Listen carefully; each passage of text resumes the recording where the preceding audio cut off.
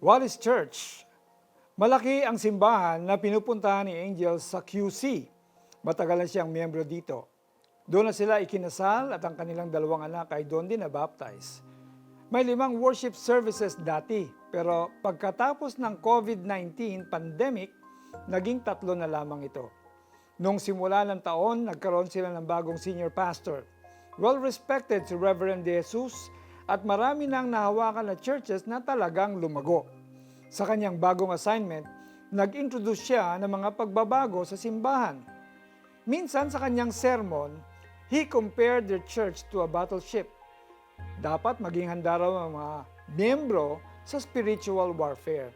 Aktibo si Satanas sa ating paligid, dagdag pa niya. Kailangan maging vigilant ang Christians. Ngunit kadalasan, ang simbahan daw ay hindi nagiging battleship, kundi isang cruise ship. People are having a good time. Relaxed o chill lang sila, maayos ang kanilang fellowships, men and women, youth and children, ang focus nila ay yung nasa loob ng simbahan. Wala silang outreaches to help those outside the church.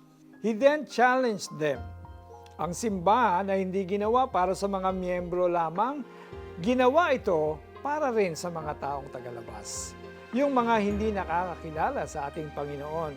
He quoted William Temple who said, "The church is the only organization in the world that exists for the benefit of its non-members." Mula noon ay nagsimulang magbigay ng mas maraming atensyon ng simbahan sa pagre-reach out sa non-members, mga kapitbahay, mga kabarangay, kamag-anak at kaibigan. At sa loob ng 3 buwan, may bago ng mga nag-a-attend sa kanilang simbahan. Are you a part of a church like this? If you are, praise the Lord. If not, maybe it's time for you to look for a new one.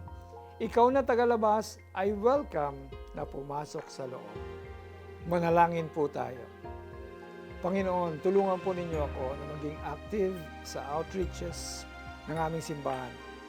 Naway maging priority ko ito in the coming months. In Jesus' name I pray. Amen. Ilista ang pangalan ng 5 tao na iimbitahin mo sa inyong simbahan.